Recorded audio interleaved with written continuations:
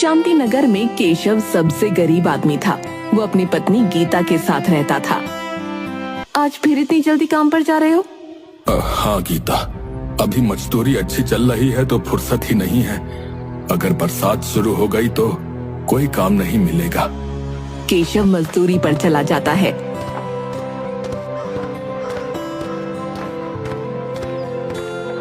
गीता भी अपने दिन भर के काम में जुट जाती है और पानी का मटका गांव के कुएं पर लेकर पहुंच जाती है। गांव में सिर्फ एक ही कुआं था जिसके आसपास बहुत सारी औरतें पानी भर रही थीं। गीता भी वहीं पानी भरने के लिए अपना मटका रख देती है। अरे तुझे पता नहीं, हम बड़े घर की औरतें हैं और तूने अपना मटका भी बीच में रख लिया। पहले हम पानी भरेंगे, उसके बाद तुम, समझी? गीता उन्हें कुछ भी नहीं कह पाती क्योंकि वो बड़े घर की औरतें थीं और चुपचाप अपना मटका हटा लेती है। थोड़ी देर बाद सब औरतें पानी भरकर चली जाती हैं। गीता अपने मटके में पानी भरकर घर चली जाती है।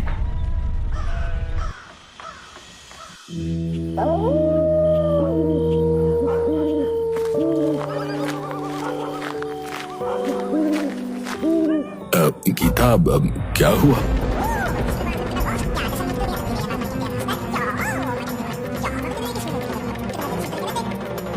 हम छोटे हैं, मजदूरी करते हैं, इसका मतलब ये तो नहीं कि हमारी कोई इज्जत ही नहीं। ये बड़े घर के लोग अपने आप को पता नहीं क्या समझते हैं। अरे गीता, तुम क्यों उनके मुंह लगती हो? तुम्हें तो गोपी भाभी की आदत पता ही है।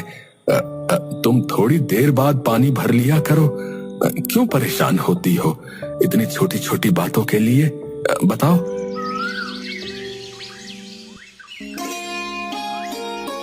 गांव के कुछ लोग नुक्कड़ पर बैठकर आपस में बात कर रहे थे। अरे भाई, खेत में खरपतवार बहुत हो गई है भैया। तुम्हारी नजर में कोई ढंग का मजदूर हो तो बताना। अरे भाई, मजदूर ही ढूंढ रहे हो तो अपना केशव है ना? अरे भैया, वो बहुत मेहनती है। हाँ भैया, बात तो तुमने पता की कही। केशव हमारे गांव में जो है सबसे ज्यादा मेहनती और ईमानदार मजदूर है भैया। हाँ, लेकिन एक बात बताओ भाई, इतना मेहनत होने के बाद भी जो है वो इतना गरीब कैसे है? अरे भाई, नियति का खेल है, वो ऊपर वाला ही जाने भैया। केशव ऐसे ही हर रोज मजदूरी करने जाता है। बारिश का मौसम शुरू हो जाता है।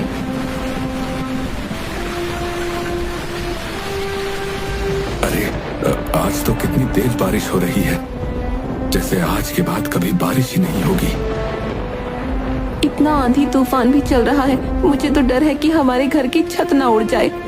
केशव और गीता दोनों खाना खाने के लिए बैठते ही हैं कि उनकी थाली में ऊपर से पानी टपकने लगता है। दोनों ऊपर देखते हैं। अब क्या करेंगे? ऐसे तो घर का सारा सामान गीला हो जाएगा। हाँ, सो तो है। एक काम क्यों नहीं करते? तुम जाकर अपने दोस्त गोविंद से मदद क्यों नहीं मांगते? वैसे भी उनका घर तो कितना बड़ा है। अगर हमारा थोड़ा सामान रख ले तो उनकी बड़ी मेहरबानी हो जाएगी। लेकिन वो हमें बिल्कुल पसंद नहीं करती। हाँ वो तो है, लेकिन गोविंद भैया वो मन के बहुत साफ है। एक बार पूछने में हर्ज ही क्या है? गीता के कहने पर केशव गोविंद के यहाँ जाता है। दूसरी तरफ, आहा, कितना अच्छा मौसम है। आज का बारिश होने की वजह से गर्मी की राहत मिली है। कितनी ठंडी ठंडी हवा चल रही है। हाँ हाँ, भाग्यवान सो तो है। आज तो गर्मा गर्म पकौड़े खाने का मन कर रहा है। हाँ, क्यों नहीं। मैं अभी महाराज जी से बोलकर पकौड़े बनवाती हूँ। और अंदर चली जाती है।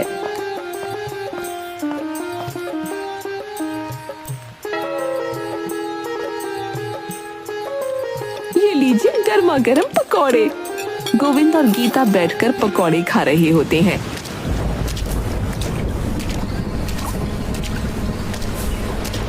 अरे, ये आपका दोस्त इतनी बारिश में कहाँ जा रहा है? पता नहीं गोपी, मुझे तो बहुत दया आती है इस बेचारे पर। एक समय था जब इनका घराना गांव में सबसे ज्यादा अमीर हुआ करता था, लेकिन अब देखो किस्मत का खेल।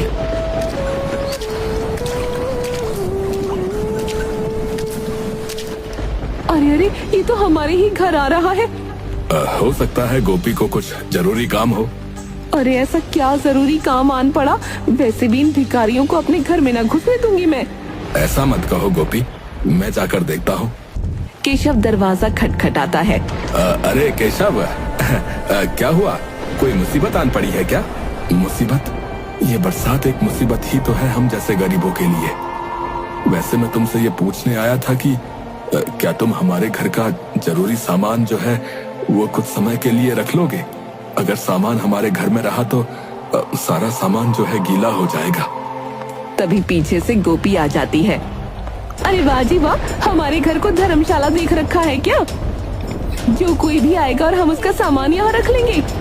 अरे गोपी, कैसी बातें कर रही हो तुम केशव से? आप चुप रहो जी, मुझे पता है किसको कैसी बात करनी चाहिए। केशव उदास होकर वहाँ से चला जाता है। क्या हुआ? क्या कहा गोविंद भैया ने? गोविंद तो मेरी मदद करना चाहता था, लेकिन गोपी भाभी, उनकी आदत तो तुम जानती ही हो। कोई बात नहीं, मेरे पास सारे सामान को अच्छे से रखने की एक तरकीब है। क्या? हम जो भी जरूरी सामान है उसे एक जगह पर रख देते हैं और प्लास्टिक से उसे ढक देते हैं, जिससे वो बरसात के पानी से बच जाएगा। हाँ, तुम सही कह रही हो। फिर केशव और गीता दोनों ऐसा ही करते हैं। कुछ दिन ऐसे ही बीत जाते हैं।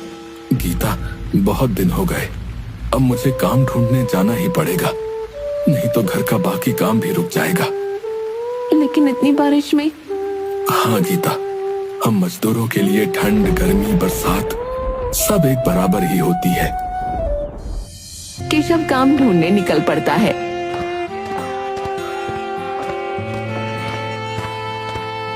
अरे भाई साहब, आपके यहाँ कोई काम है? अरे नहीं नहीं भैया, इतनी बरसात में मैं तुम्हें क्या काम दूंगा। अभी कोई काम नहीं है, जब आएगा तब मैं बता दूंगा, ठीक है? केशव गांव में हर जगह काम ढूंढने के लिए भटक रहा था। तभी उसकी नजर गांव के चौक पर पड़ती है। अरे भैया, ये चौक मैदान में आज इतनी हलचल क्यों है? अरे तुम्हें नहीं पता, 15 दिन बाद शहर के कुछ लोग यहाँ आनंद मेला लगाने वाले, बहुत बड़ा मेला होने वाला है। यहाँ दूर दूर से गांव और शहर के लोग आएंगे भाई। तो भाई साहब, क्या मुझे यहाँ कुछ काम मिल सकता है? काम? अरे भैया, काम क्यों नहीं मिलेगा? जरूर मिलेगा। वैसे भी हमें मेले की तैयारी करने के लिए बहुत से मजदूरों की जरूरत है, तो तुम भी हमारी थोड़ी मदद करवा दो। केशव खुश होकर उनकी मदद करवाने लगता है। रात को क्या हुआ? कोई काम मिला? हाँ गीता, तुम्हें पता है हमारे गांव में 15 दिन बाद एक बहुत बड़ा आनंद मेला लगने वाला है। वहाँ बहुत दूर दूर के गांव और शहर के लोग आएंगे। मेले का आयोजन करने वाले को मजदूर की जरूरत थी और मुझे काम की, तो बस मुझे वहाँ काम मिल गया। ये तो बहुत अच्छी बात है। मैंने भी आज पास के कुछ घरों में काम ढूंढने के लिए बात की थी, तो उनमें से कुछ घरों में काम वाली की जरूरत थी। मैं भी वहाँ कल से काम शुरू कर दूंगी। थोड़ी देर बाद दोनों खाना खाने के लिए बैठ जाते हैं। खाना खाते वक्त केशव कुछ सोच में पड़ जाता है। अरे क्या हुआ? क्या सोच रहे हो? कुछ नहीं, बस अपने बचपन के दिन याद कर रहा था। कैसे मैं पिताजी के साथ हमारी मिल में जाकर मस्ती किया करता था। पिताजी ने हमें किसी भी चीज की जरूरत महसूस नहीं होने दी थी, लेकिन आज मेरी वजह से तुम्हें भी दूसरों के यहाँ जाकर काम करना पड़ रहा है। जरूर ये सब मेरे पिछले जन्मों के कर्मों का फल है। आप मन छोटा मत कीजिए। वैसे भी इन सब में आपका क्या दोष? वैसे मैं सोच रही थी क्यों ना गांव के मेले में हम भी किसी चीज का ठेला लगाएं। दूर दूर से लोग आएंगे तो मुनाफा भी बहुत होगा। अरे लेकिन मैंने तो जब से होश संभाला है तब से मजदूरी करने के अलावा और कुछ नहीं किया। अरे ऐसे क्यों कहते हो? याद करो, जब हमारी नई नई शादी हुई थी तब उस मिल में हमने भी काम करवाया था। मुझे आज भी याद है, पिताजी ने हम दोनों को भी कपड़े बनाना सिखाया था। लेकिन कुछ सामान भी तो नहीं है। अरे लेकिन अभी मेले में भी तो समय है। हम दोनों मिलकर कुछ ना कुछ काम करेंगे तो मेले तक कम से कम इतने पैसे तो आ ही जाएंगे कि कुछ जोड़ी कपड़े बना सके।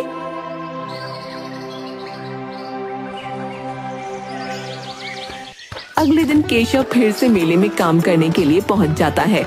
गीता भी पास के घरों में जा जाकर काम करती है।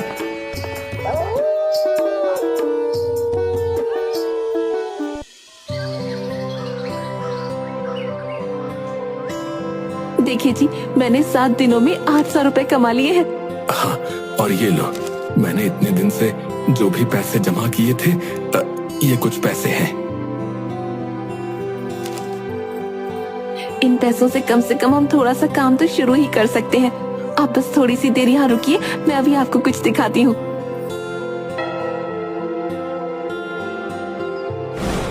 अरे ये तो पिताजी की मशीन है ना? हाँ, ये वही मशीन है। लेकिन ये मशीन तो खराब नहीं, बस जाम हो गई थी। मैंने अच्छे से इसमें तेल डलवा लिया है और अब ये फिर से चलने लग गई है। तुम तो बहुत समझदार हो गई हो गीता। गीता भी मुस्कुराते हुए मुंह बना लेती है। अभी हम बाजार चलते हैं और जो भी जरूरत का सामान है वो ले आते हैं और फिर कल से काम शुरू करेंगे। केशव और गीता दोनों बाजार जाकर जरूरत का सामान ले आते हैं।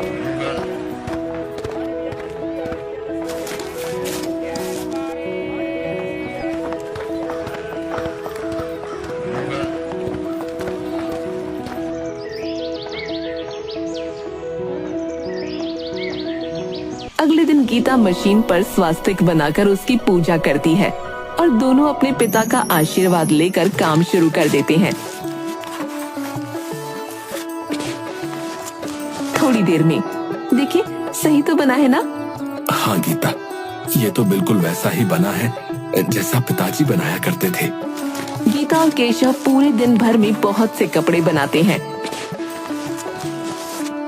गीता, मैंने इन सभी बर्तनों में रंग घोल दिए हैं।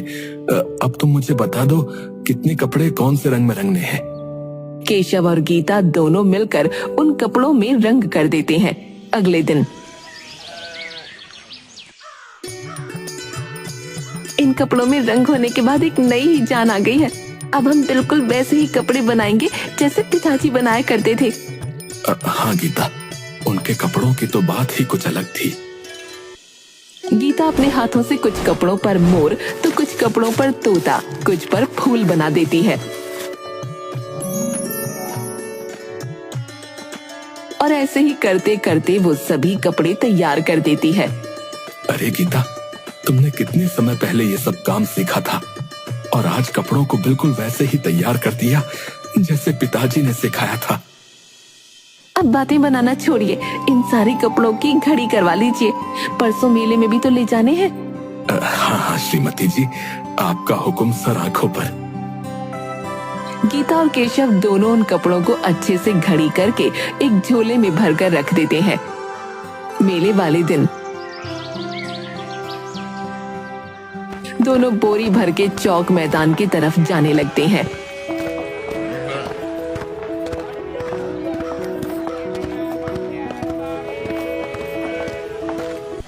अरे ये दोनों भिखारी झोला उठाकर कहाँ जा रहे हैं? कहीं फिर से अपने घर का सामान लेकर तो मेरे यहाँ नहीं आ रहे।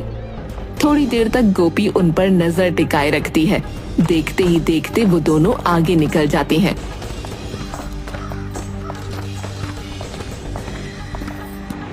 अरे ये दोनों भिखारी जा कहाँ रहे हैं आखिर? इनका पीछा करना पड़ेगा। और केशव और गीता के वो पीछे पीछे चल देती है।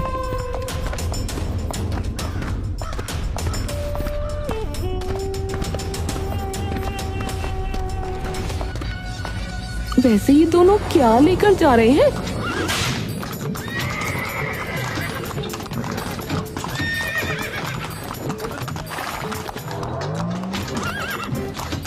तभी एक तांगे वाला गोपी के पास से गुजरता है, जिस वजह से गोपी पूरा कीचड़ में गंदी हो जाती है।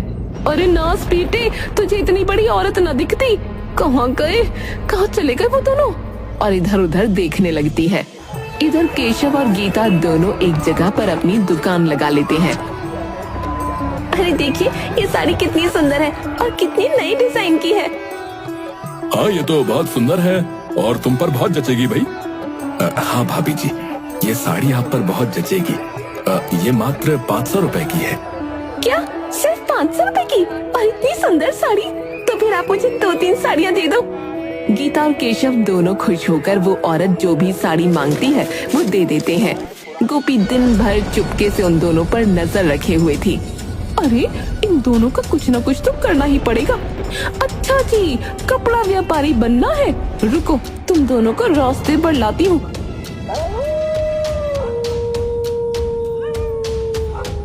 रात को केशव और गीता दोनों घर के लिए निकल जाते हैं।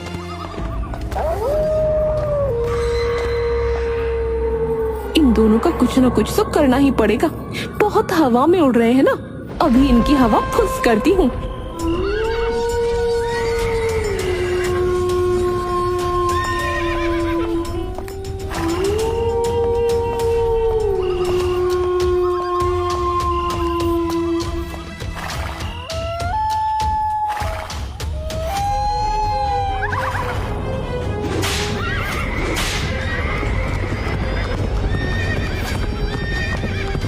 अरे मैया, हाय मेरी कमर।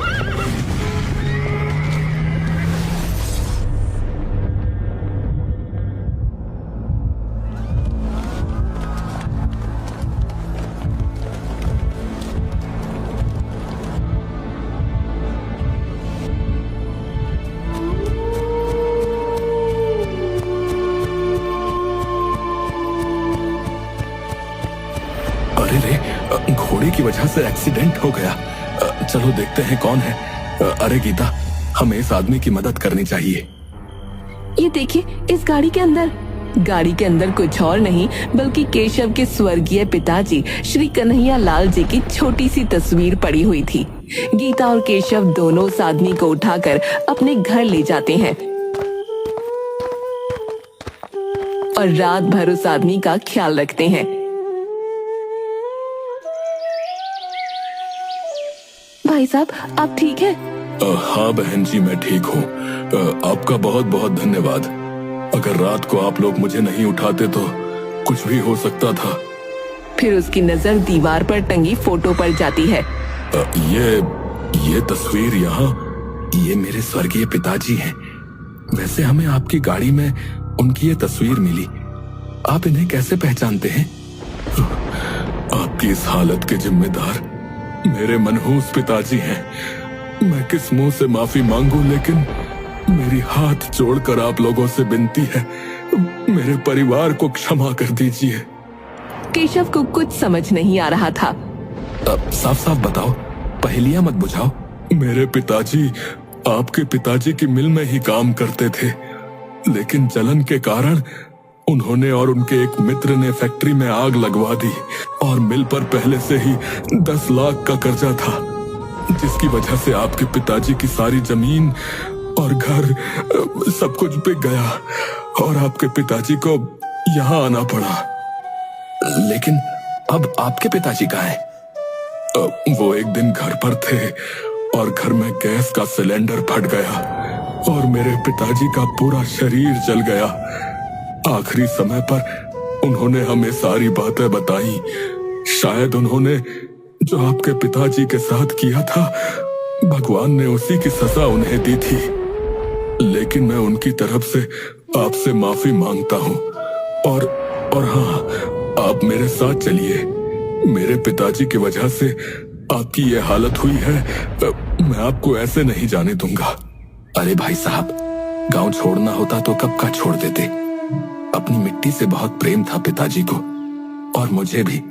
अब मैं यहाँ से कहीं नहीं जा सकता। अब आप मेरे साथ शहर चलिए और वहां चलकर अपना काम शुरू कीजिए।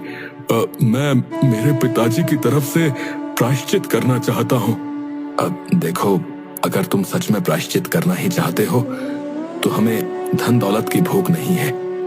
हमें मेहनत से कमाया हुआ 2 वक्त का खाना मिल जाए, हम उसी में खुश हैं।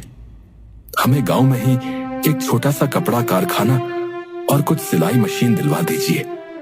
हम उससे मेहनत करके अपने पिताजी का कारोबार दोबारा खड़ा करना चाहते हैं। बहुत अच्छी सोच है जी। जरूर भाई साहब, जरूर करूंगा। उसके बाद उस आदमी ने ठीक वैसा ही किया जैसा केशव ने उसे कहा था। अब गांव में केशव और गीता पूरे जोर से काम करने लगे थे और गांव की कुछ और औरतों को भी गीता के कारखाने में काम मिल गया था। उनकी मेहनत रंग लाई और कुछ ही समय में उनका कारोबार ऊंचाइयां छूने लगा।